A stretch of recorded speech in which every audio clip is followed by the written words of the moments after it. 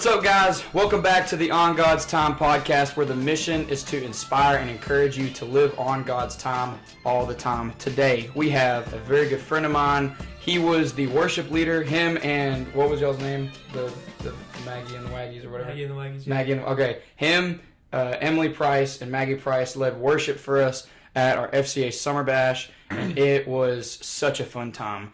So, without further ado, here is Shane Dunlap. He graduated from Batesville High School, my high school. He is a student at Arkansas State University. He loves the Lord, and I think he's got some really awesome stuff to say. So, well, first of all, Caleb, thanks for having me on the podcast, man. This is going to be a good conversation. Yeah.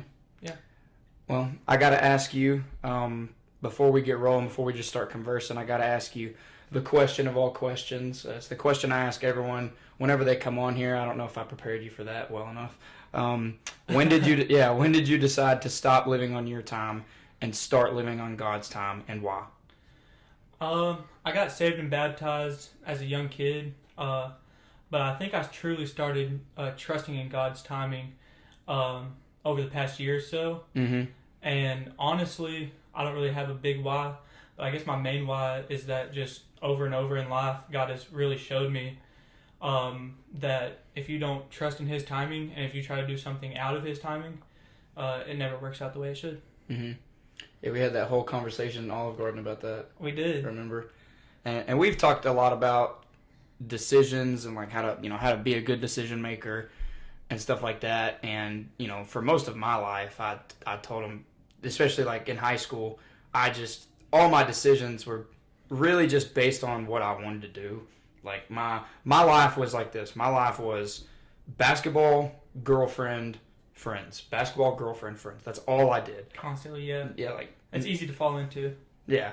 Like, I never made time for my word. I never spent time in prayer. And I don't know. I think that I spent a ton of time just focusing on basketball. Like, I literally remember rationalizing, like, as much as I love to read, like, you see, I have, like, books in here.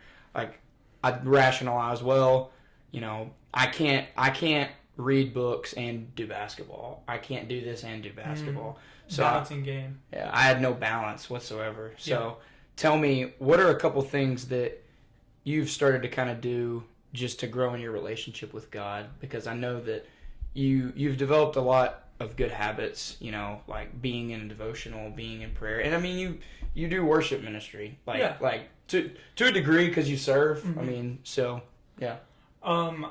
So I think my main thing here recently, since I've been in college, I've really just started waking up earlier. And instead of just, like, if I got class at 8, instead of waking up at 7:30 and getting to class, like, I wake up at 6:30, get me a good shower, read a little bit, spend some alone time with God, and that'll definitely make your day, so much better. Yeah. Just a little alone time, even if it's just at the end of your day. But, yeah, that's my main focus, or it has been. Yeah. I challenged, I did a little lesson at Chase Duncan, his church he was at for a little bit. There was a bunch of college students there, and he had me do the lesson. And I challenged them, because we started talking about a quiet time. I challenged them to get up 2 hours before whatever they had that day to read the word, and they looked at me like I was psychotic. Like, they looked at me. Well, you also got to think your audience is college kids averaging about 4 hours of sleep a night. Right. If you're taking 2 of those away from them, so I don't know. I cut it at about an hour, and then I give myself a good amount of time to get ready. It just depends on who you are. Yeah. I just think, it doesn't take much for God to fill your day. And so if you can just get in and just open up your Bible, get to read a few chapters, a few verses, whatever, you can really get a lot out of that. Yeah, and I think a lot of people, they just say they're going to do it, and they just don't. Like, like I'm saying, they say, man, I need to read my Bible more. Yeah. And then they just, like, don't do it. Like, they even just a little bit. And, I read this book that was talking about habits. It's called Atomic Habits. And it said that, like, your first week of trying to do something, just don't actually do it just show up. And you'll get used to, like it was talking about, if you want to get in the habit of working out all the time. Yeah. And you're not able to consistently do it. Like you want to do it 3 or 4 days a week, but right now you're only doing it like once. They said every single day, drive to put on your workout clothes, drive to the gym, and then just sit there for like a minute and then leave. And you're going to feel stupid at first. Well, I think that boils down to allotting time. And so you get ready for the gym, you go, and now you've allotted time in your day to do whatever it is you needed to do, whatever you said, oh, I need to do a little bit more of this every week. And then once you get there, you've allotted that time, so there's no reason not to work out. It's a goal. Yeah. I think that it's the same thing with reading your word, like just getting in the habit of actually getting up and doing it. Yeah. And it doesn't have to be in the morning. I mean, I know everyone. Yeah, I know everyone's different. I mean, sometimes people want to do it at night. Sometimes people want to do it at their lunch break or whatever. It's really just kind of about like finding what works for you and sticking with it. Yeah, definitely consistency. And I mean, I've heard a lot of people, like at my life group through Central, there's a lot of people that get together for like a Bible study every day. And they just spend like an hour just reading the Bible together. And so I think if you find a group of people to hold you accountable, even if you aren't doing it with them, like if I said, hey, Caleb, I need you to text me every day at 12:30. Right. Make sure I've read the Bible. Like if you can find people to truly hold you accountable out of love, that goes a long way as well. Out of love. Yeah, that's the key. That's the key. We don't need no dogging. We don't need people dogging on you for not reading the Bible. We just need, hey, I love you, bro, but you need to read the Bible today. Yeah, I mean, you don't need to be condemned. There's a difference between telling the truth dogging, in love same thing. And dogging someone. Yeah, I guess that's the wording I would use with it. It is. Well, I mean, there's a difference between being like, hey man, just try to make the time for it tomorrow, and being like, dude, you suck. God is not gonna work in your life. Exactly. like doing something like that. Don't dog on me, bro. Like that's what. Okay, I don't know about you, but this is something I've got to get better at. But as a man, I feel like every man has this.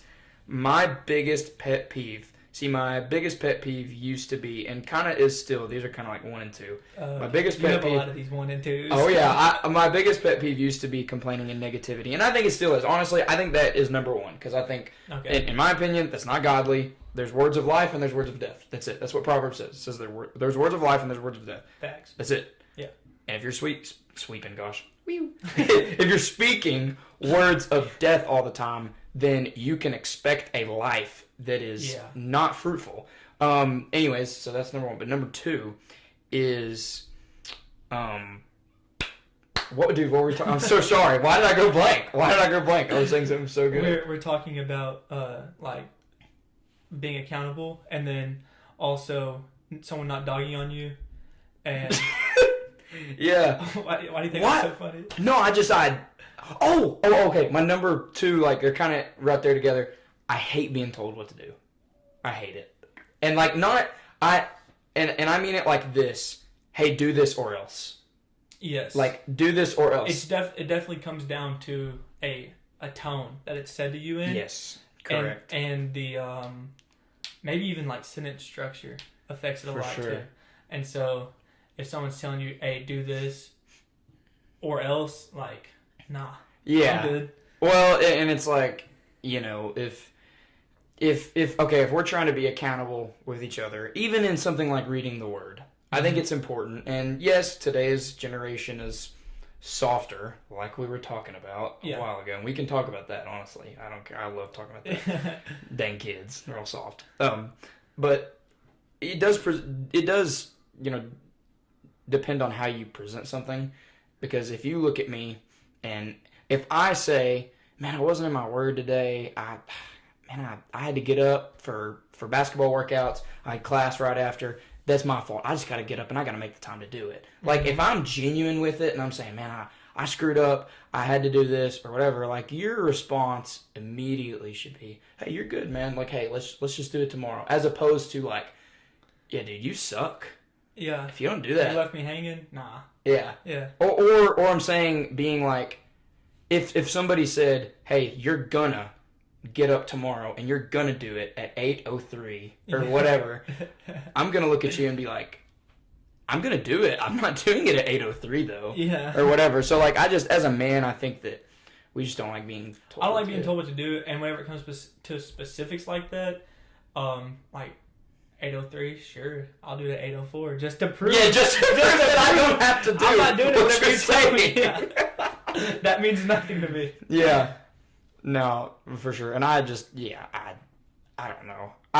And maybe it's a man thing. Maybe it's a generation thing. I don't know. I mean, kind of like we were talking about, with something I've learned as a trainer. Okay, because I train players. I train boys and girls. I've said this once, and I will say it again. I will probably make this a clip, honestly, and post it on TikTok or Instagram. Girls listen better than boys. Boys, like, as far as training goes, as far as coaching goes. I think as far as life goes. As far as life goes. Because I will look at a boy when I'm training them and say, hey, we're going to do it this way. And they'll go, but Coach Ryder told me we do it this way. But my mom said this. But I saw Steph do this. And I'm like, I don't care what Steph did. I don't care what your mom did. I don't care what Coach Steph? No. No. I'm like, your parent is paying me to help work with you. So you need to listen. But like with girls, when I say, hey, we're gonna shoot this layup left-handed. Okay. like they literally, they'll go, okay, yes sir.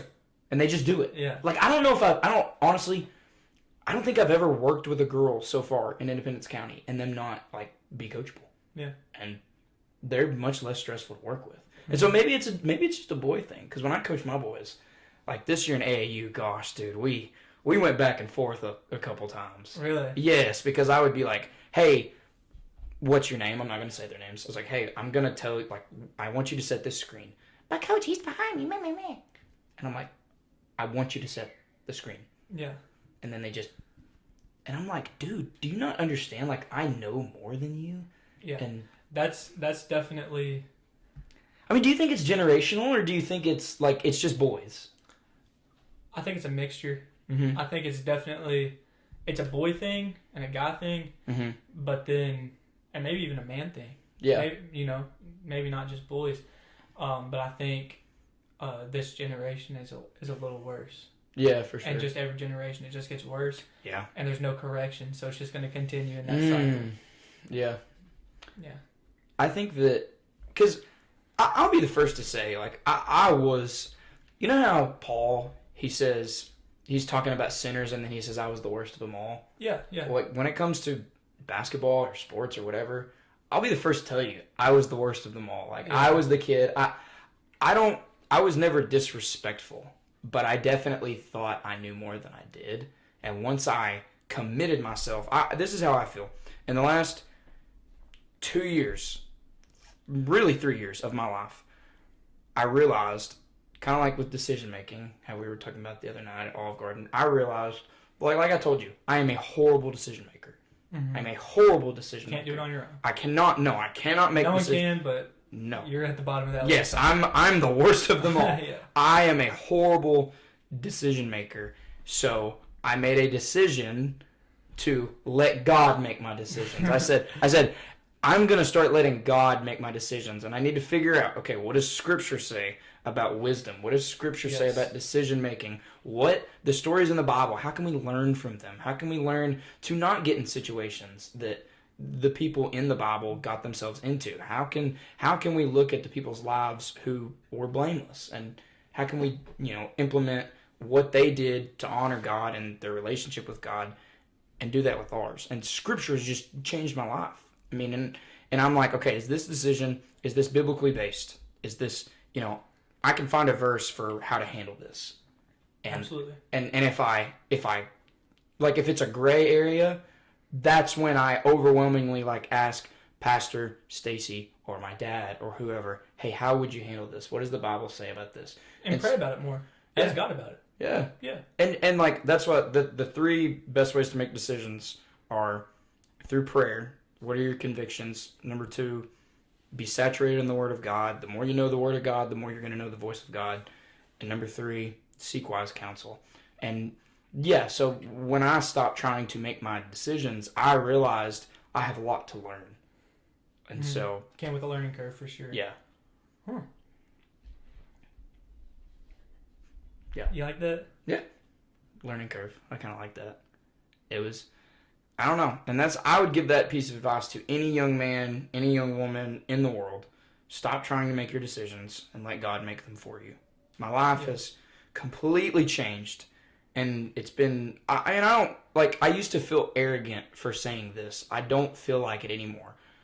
My life has been so much more blessed when I said, hey, God, I'm just going to let you do it. Like, like you... Not arrogance at all. Yeah, like, where do you want me to go to college? Who do you want me to date?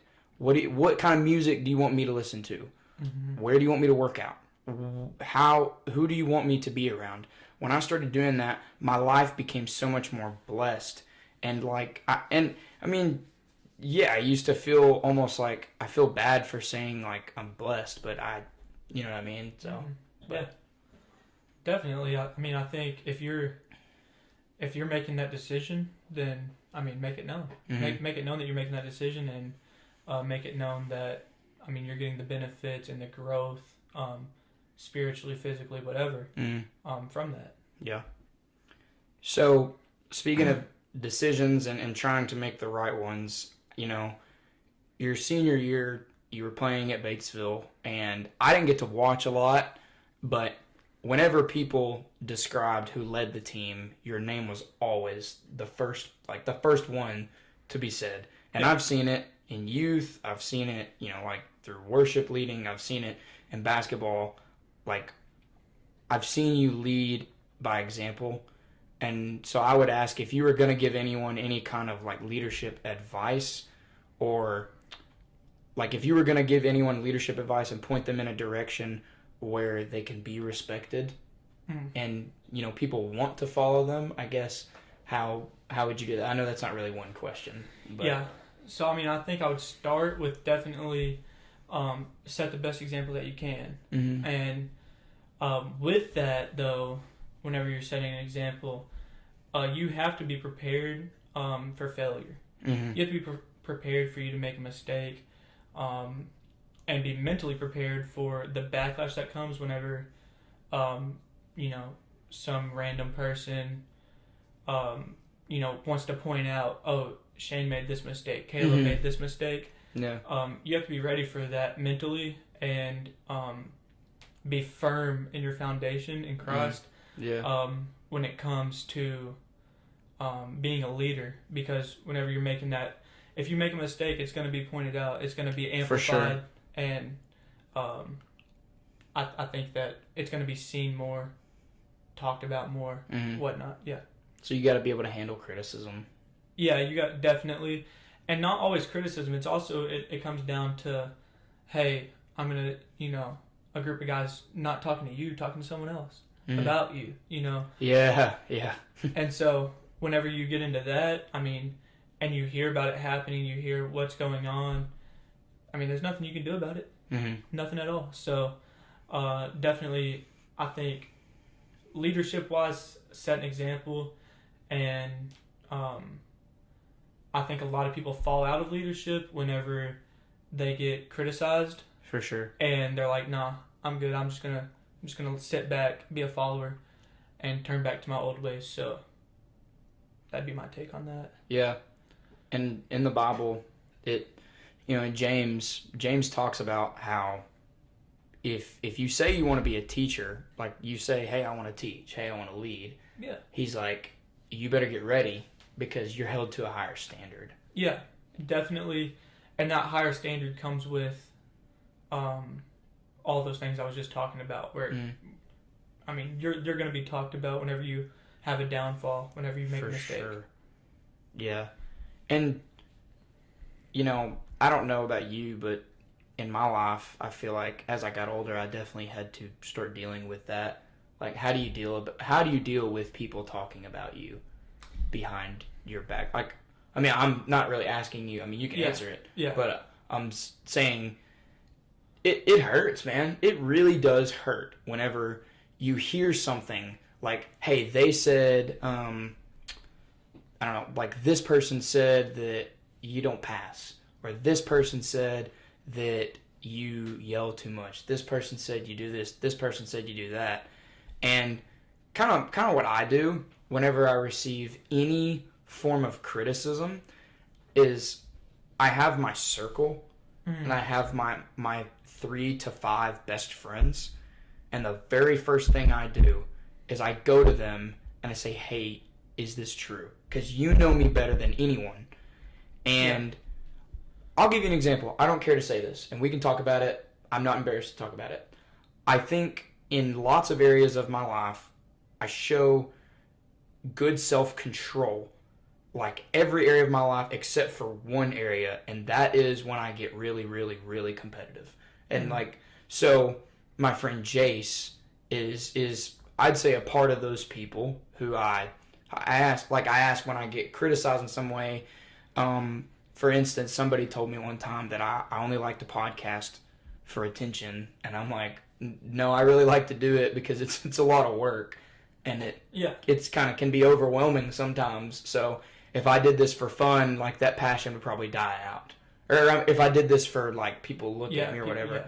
And so, but Jace lovingly sat me down after we played a pickup game. Shane was there. And it was me, Shane, Jason, a bunch of college players. And he was like, and I kind of got upset about something. And he said, dude, listen, like, he sat me down. He said, you don't know this. I know you. And this is not you.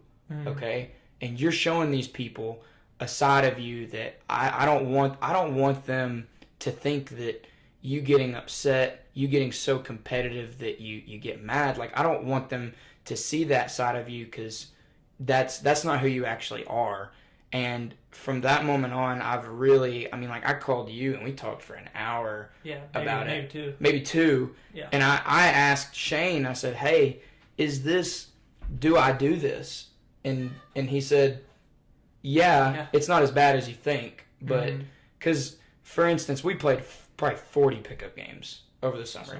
And I think maybe 2 or 3 times I got, like, really, really upset. Yeah. That's like a B or a C on a test, so it's not bad. But I want to strive so much to be a good godly man that like I don't want to get a B on a test. I want to get an A.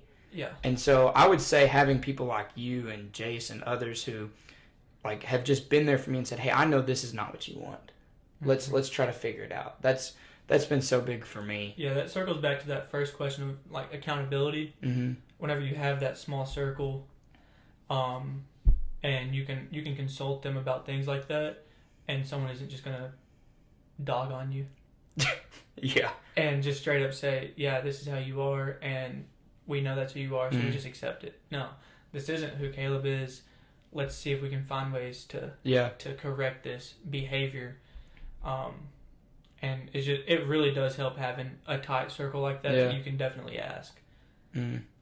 And having people that'll point you back to Christ, because 3 years ago, I was playing pickup. All these stories come when I get upset. It's from playing pickup. It's gotten a lot better. I promise it's gotten better. He ain't soft. He ain't soft. No. Stop. Come on, that's the hardest line I've ever dropped in my life. It was soft. You think it was? It was kind of cool. Come on, it was a little cool. We'll give you the B or C on the test. It was a B. Okay, anyways, I was playing pickup. This was maybe like 4 years ago. And I slipped up and I dropped a cuss word. And dude, this was respectfully. This was with like people who do not play at a high level. This was like with some older people who really like I can't expect them to go out and compete like the way we did this. Yeah. Like I can't expect that. So I can't remember.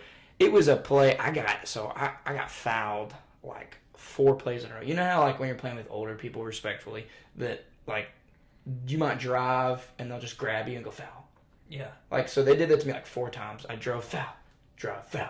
No, we don't get the layup. Yeah. Yeah. And so eventually I missed and then they went down, scored, game over.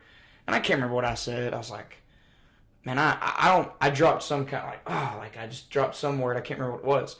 And then a guy looked at me and he was like, "Hey, you can't cuss. I thought you were a Christian."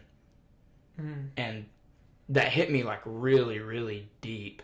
His intention was to make me feel bad, make me feel like a hypocrite. First of all, if somebody does that, in my opinion, if someone has a strong relationship with the Lord, they're probably not going to approach you like that.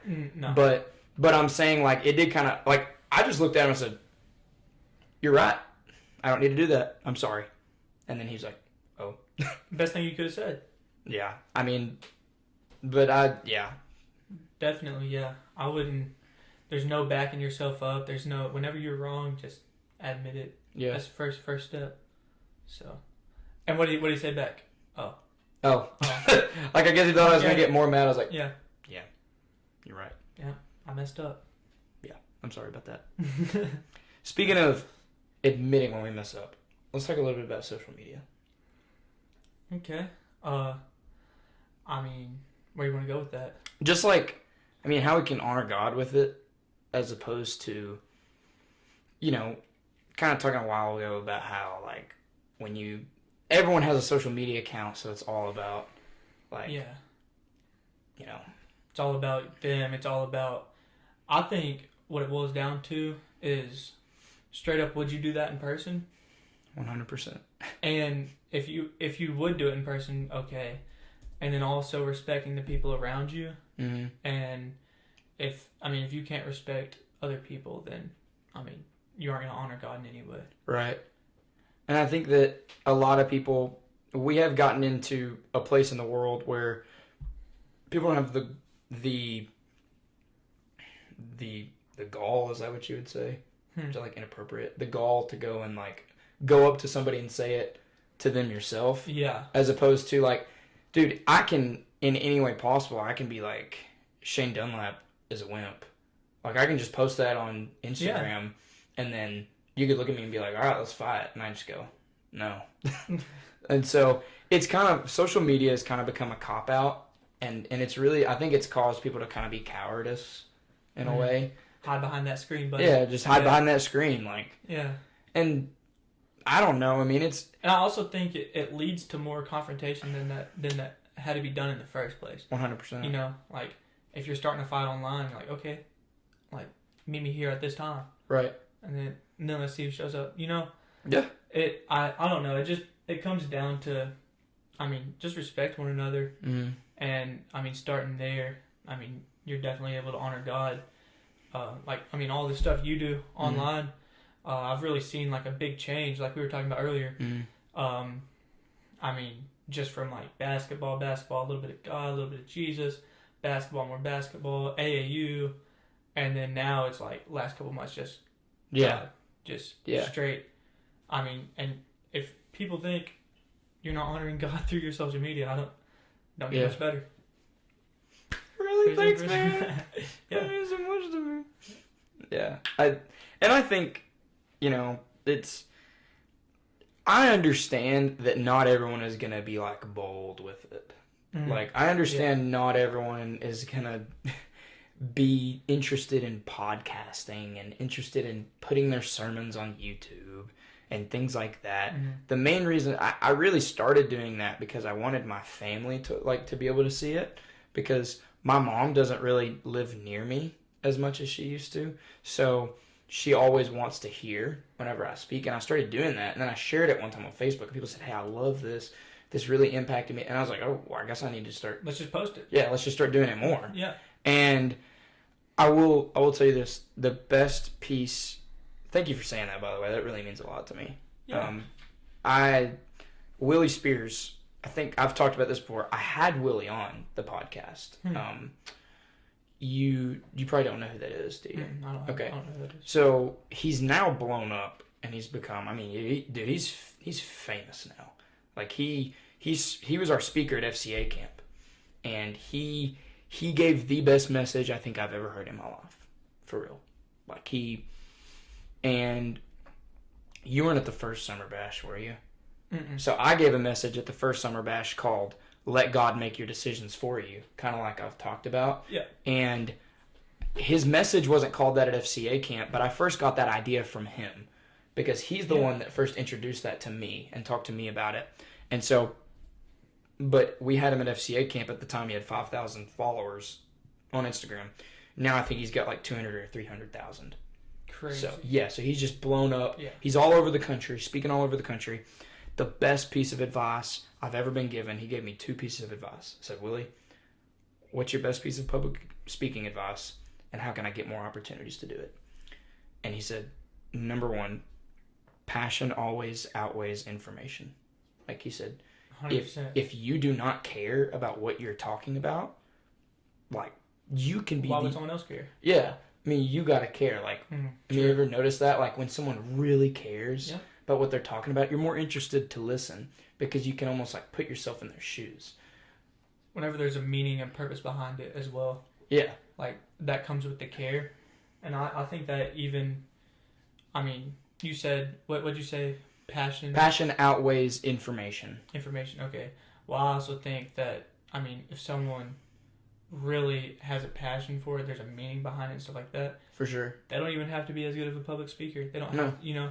Yeah. So, like, whenever it comes to that kind of stuff, I think building a connection with your audience is a big thing, and that comes with passion. Yeah, absolutely. Mm-hmm. And it just, whenever, like I said, whenever you care, and whenever there's more meaning behind it, they can see the change. Mm-hmm. Like, people who start speaking and, like, they're about to cry, like, you understand that they obviously care. Mm-hmm.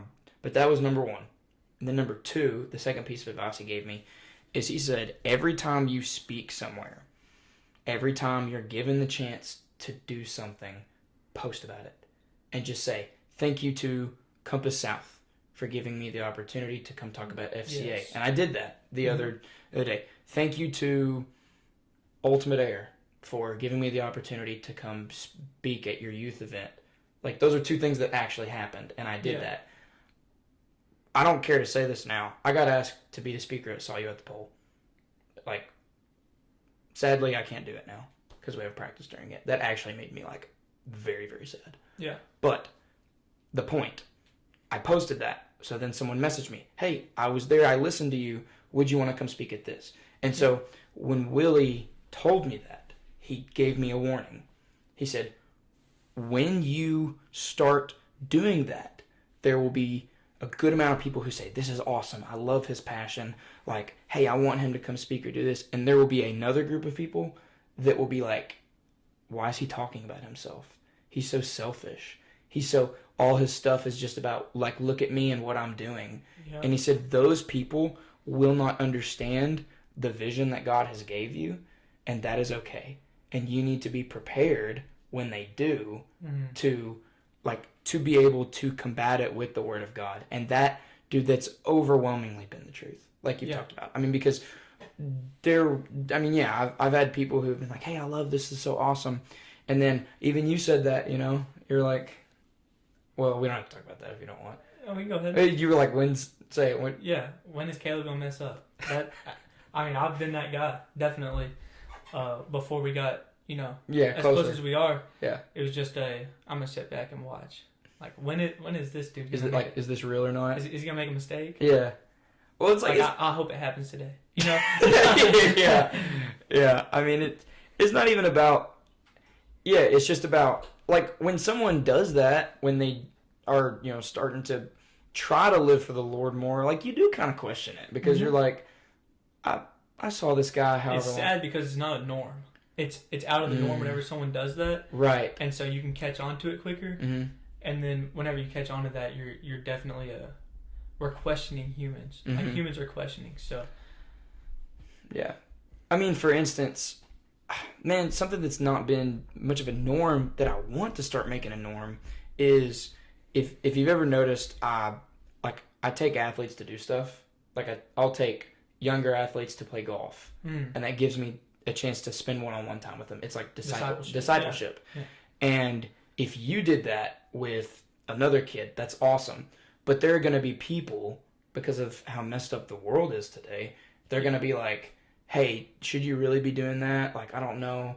Like, you need to be around people just your age. Like, I don't want you to it may look bad. It may there's. I'm like, dude, why are we not normalizing pouring into the younger generation? Yeah.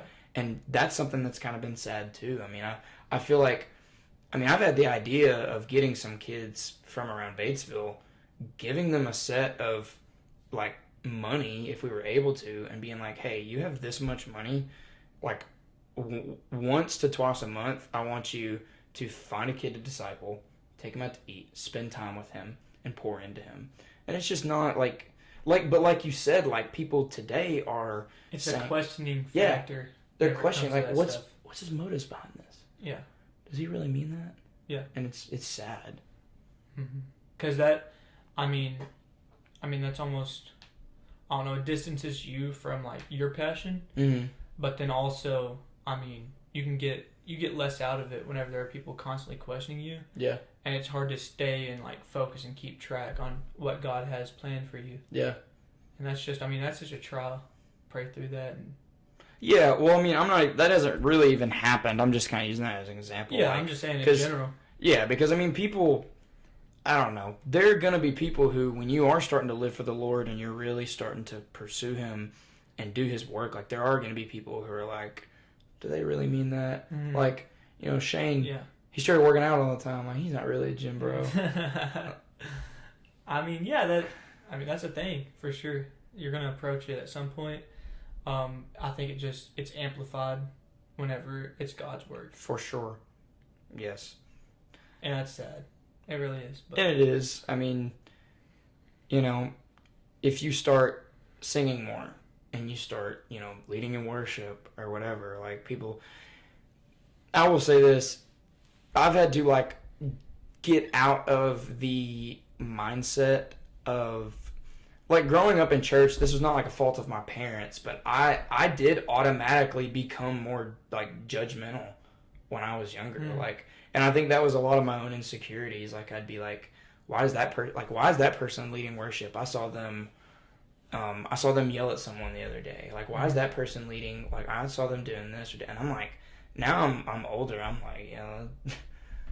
like, stop being such a jerk. Yeah. Just get over that. Yeah. And that, like you said, that usually, I think probably 95% of the time, it's personal insecurities. 100%. 100%. Yeah. Yeah. Absolutely. Like I said, I'll talk about this before we get done. Shane, he helped lead worship at our summer bash. And so it was an event that had a way better turnout than I thought was going to happen. I had no idea how many kids were going to show up, honestly. And it was a last minute thing. It was, I'll say this, somebody came forward to me and said, hey, I have this idea to get all these, athletes together, to unite them, say, hey, we're united, this is for Christ, and be at the football field. I have this idea, here you go, I'm going to give it to you. Give it to someone with the platform. I guess, yeah. Yeah. Well, someone who knew some of the kids and could maybe get it together. And I said, okay. And dude, I kid you not, we put a video out, and I was like, hey, this is the summer bash. It's gonna happen in 2 weeks, and be there, be square. Be there, be square. And 90 kids showed up, and I was like, what the heck? Yes. And so having it, I will say this. This is not anything bad towards the people who helped at first, but you guys had really good equipment. So we did 2 summer bashes. The first one was we planned it, but we didn't have as much time. Like I said, it was 2 weeks. Yeah. But the second one was much more professional. And Shane and Emily and Maggie had all this gear. And they had all this they had these amps. They had these maybe, I don't even know, a guitar, the keyboard or whatever. And Shout out their church. And Shane was just on the keyboard, and he was just going crazy. And okay. And I don't know. So it was really professional looking. But I don't know, what was your experience at it? I thought it was great. I think that, the setup's great. Having the games, and then you have a message, and, worship, give everybody a chance to come forward. I mean, that's always great to have at an event. And I think having an event like that last minute and having all those components and aspects was, I mean, that was crazy for me to see. Yeah. It just hadn't happened in a while. I mean, and I want to make it an annual thing now. I want to do it every summer. Yep. I want to get more and more kids eventually. This is an annual thing too. What is it? Youth Speaks, Generations Church. It'll be every spring. I led it the first 2 years. And look at you, man. This is an annual thing, so definitely be there. And then FCA Summer Bash soon after. Yeah, and soon after that. You know, I've had the idea of toyed around with it. And man, this may be something that happens near in the future. You know, Sadie Robertson has her, like, LO Sister Conference. Yeah. I've thought about doing I don't know what we'd call it. Why are you laughing? Why are you laughing? Huh? Why are you laughing? What is it? Just continue. Are you making fun of me? Are you making fun of me in some way? No, I thought you were going to say, hello, brothers. No. Definitely not. No, I kind of had the idea, and I'm just toying around with it, so it's not like, oh, I'm talking about something that's going to happen. I don't know if it will. It's just kind of an idea. Thought about maybe having like a YM conference, young men's conference, and like, because I think no way. Huh? No way. YMC, but no way. Calm down, bro. That was your dad joke for the day. No, I get two. Oh, you get two? Okay. Yeah. No, I think we need to start normalizing young men getting mentorship. Like, it's needed so badly because so many. Go ahead. Needed more than most people think, for sure. Yeah, I mean, you know, whenever you talk about, like, I saw, you know who Charlie Kirk is? Yeah. So I saw this thing he was talking the other day. I'm not trying to make it political, okay? It was a clip I saw of him, okay? Was anything get dangerous? I'm not talking about who to vote for, Trump. I'm not saying anything.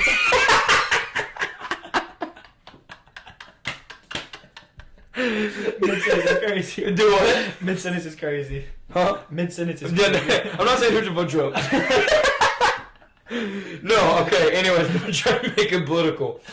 Oh, I'm so pro. How many followers you got? I'm so pro-life. Okay, I'm so pro. You got? I have like 300 on TikTok. Mine is 150. No. Hey, if we're on the South, it might be plus 800. I don't know. Anyways, I saw a video by him, and he was saying that I think it's 80%. It's like 80% of crimes that are committed, if you look at the profile of the person who committed them, they did not have a father figure consistently in their life. Yeah. No stable father figure. And that is so much of the problem. Like, men, step up. Like, what are we doing, bro? Like, yeah, step up. And I think we're overcomplicating fixing the situation as well. Like you said, just a conference like that can change so many lives. Yeah, because there's some kids who, like, when I was younger, for instance, nobody ever sat me down and taught me how to read my Bible. Like, and I'm saying, like, when I got into college, I'll forever be thankful to him. Jonathan Freeman, the pastor at 747, well, he's not really pastor, but he just got moved up into another position. But he was, at the time, he was the outright pastor at 747 Central Baptist Church in Jonesboro. He sat me down for weeks when I was at Arkansas State. He sat me down. He saw that I had a hunger to know God more. And we were in Lost Pizza Company or some Mexican place, wherever we were meeting, and he sat with me and walked with me and showed me how to read the Bible. He showed me how to exegesis a text, like to sit down and say, this is the text. Where was the context of this text? And how can you apply it to your life? Yeah. And that's the first time anyone had ever done that with me. So it's not a fault of my family or of the people who, you know, brought me up. It's just I didn't realize how badly I need the Word of God. And I think that we need to show young men how to study it and how to put it into their lives in the way that fits them the best, in the way that they learn best. Because, go ahead. I think it also, at least for me, it helps to have someone that cares. Someone that sees, like, the potential in you, your hunger. 100%. And it helps for someone to be able to spend time with you and give their time. And time's a lot. Yes. And so for someone to meet with you maybe weekly or whatever, and just teach you small things like that, they go a long ways, probably longer than they think. I mean, it's just needed. It's needed worse than ever before because people think that they can get discipled through YouTube. It's like, no, you need you need some physical. Yeah, you need someone to physically be there with you and to guide you and direct. I mean, like, dude, Michael Robinson has been a huge mentor to me for years. You know who Michael is? Yeah. I'll never forget. I was going through 3 years ago. I was going through the worst period of time of my life, and I started meeting with Mike like, you know, once a month. I mean, it wasn't a lot. I got out of my great grandma's funeral, and Mike was down the street, and I called him and I just said, "Hey, I need you," and he said, "Okay," and I walked to him and I cried harder than I've ever cried in my life, and he just held me in his arms and he said, "It's gonna be okay. God's got you. He's got a plan for you. We're gonna get through this." He didn't say assurance. Yeah, he didn't say you're gonna get through this. He said we're gonna go through this. And the Bible says to bear each other's burdens. Yes. And that changed. I mean, having that big brother figure, I mean, changed my life, and I would just we all need it, man. Yeah. I agree 100%. 100%. Yeah. Got kind of deep for a while. I didn't realize we just talked about needing people for like 10 minutes. But, you know, I know you gotta scram. This has been a pretty good episode, man. Honestly, we talked about a lot. Yeah. We just kind of yapped. It's okay, though. It's all right to have some yapping. Yeah. Is there anything else you want to say? Anything that's on your heart or your mind, man? No, man. Yeah. It's good stuff. Yeah. Good stuff. Good stuff. Don't dog on me. It's good stuff. What? I wasn't dogging. I was thinking. Say it one more time. Yeah, I was thinking about that conference that I don't know if you've ever been to it, but like it's called Big Stuff or whatever. You know no, I haven't been to it. Have you heard of it? Yeah, I've heard of it. Yeah. A bunch of kids said they like gave a life to ministry at it. I thought that was awesome. That is, I mean, phenomenal. Yeah.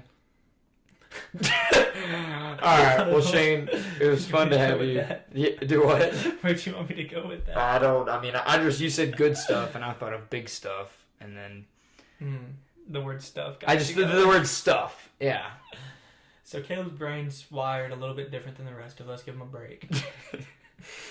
My brain is pretty all over the place. You know. Sporadic. You know. Somebody asked me one time when it comes to like traveling for FCA, they're like, "Oh, you have to travel so like can't speak." They're like I Courage the Cowardly Dog, you ever heard of him?